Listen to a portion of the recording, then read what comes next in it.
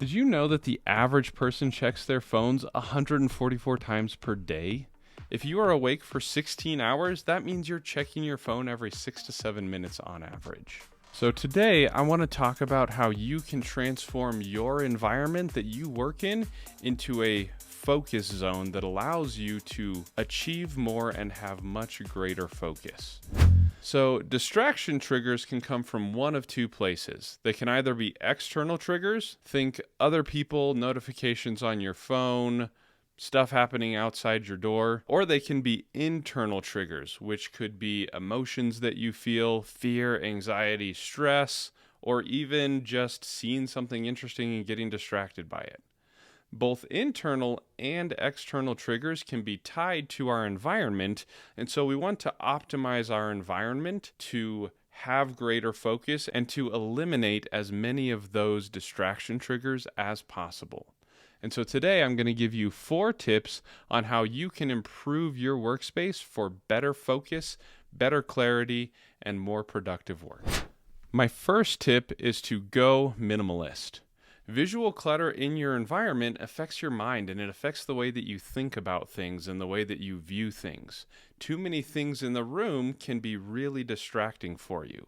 If you have pictures all over the walls, if you have books all over the place, you're going to see those things, and they're going to provide distractions for you in moments where you want to get distracted.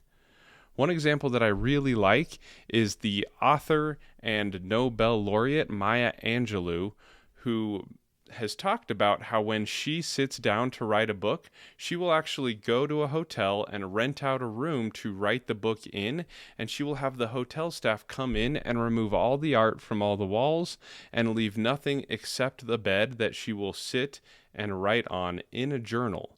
And this allows her to focus with a lot of clarity because there's nothing in her environment to distract her. There's no clutter, there are no visual distractions, and she's able to focus and get a lot more done. My second tip is to modify your lighting. And I'm not going to tell you to do your lighting a certain way, but I am going to tell you to figure out what helps you feel most alert. For some people, a more naturally lit environment is a lot more helpful.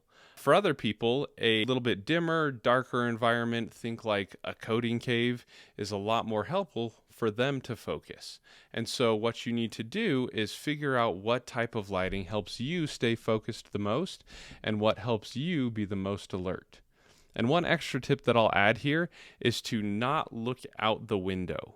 I figured this one out as I was working in a cubicle at an office. This cubicle had one glass wall that looked out with a really neat view. You could see across the entire valley, but part of that view included the freeway with a bunch of billboards. And those were digital billboards that would constantly be changing through different advertisements. And I found looking out that window while I was working to be really, really distracting. And so what I ended up doing is I actually, in that cubicle, I flipped the chair and table around so that they were facing towards the door so that it wouldn't be so distracting for me. And that way I still got the natural light coming in from the window, but without the visual distraction of the billboards and the cars driving down the freeway. So my third tip is to get a timer. So what you want to do is you want to get a timer. This could be a timer on your computer, or it could be an actual physical timer that I've seen a lot of people use. But you want to get a timer and set a time for slightly less time than you think your task is going to take. So if you think your task is going to take you 30 minutes to accomplish, set a timer for 25 minutes and challenge yourself to get that task done in those 25 minutes. What this does is it activates a way for you to slightly increase the difficulty, which makes it easier for you to get into flow. Because flow is all about doing things that are challenging enough to be interesting, and decreasing the amount of time that you get something done in increases the challenge level just enough to get you into flow. And then what you want to do is you want to group your tasks together into blocks of 60 to 120 minute focus sessions. And then in between those focus sessions, take small breaks where you get up and you walk around or do something physical. And having this timer will create a challenge for you during the day, kind of a gamification of your focus and your productivity, if you want to think of it that way.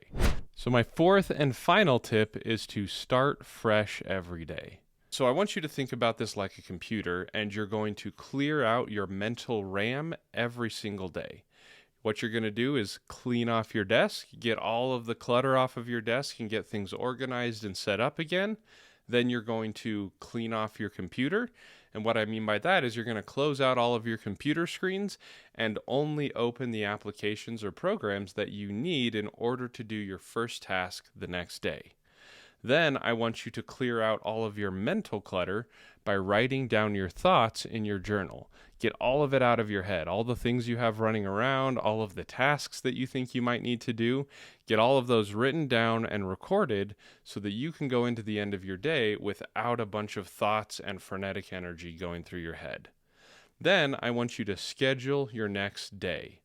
Schedule your next day in time blocks and schedule your very first most important task for your first block in the morning. This will allow you to wake up, start your day with focus, and get yourself set up for an incredible day. So doing these 4 things will help you go into the evening with a fresh, clear, clean mind, which will then help you rest better, sleep better, so that you can wake up and focus the next day. So again, those 4 main points were to go minimalist, play with your lighting, get a timer, and to schedule your next day and clear up your RAM. So I want to reinforce the idea that making these small changes in your environment and how you operate your day can have huge impact and significantly improve your focus and your productivity.